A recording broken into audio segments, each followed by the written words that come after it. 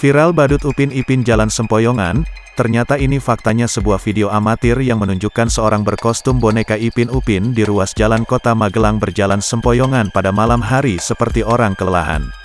Ini mengundang rasa iba para netizen yang melihat video tersebut sehingga diselidiki oleh petugas Satlinmas dan Satpol PP. Namun fakta mengejutkan terungkap, ternyata itu hanya modus yang dilakukan segelintir oknum untuk mencuri simpatik masyarakat.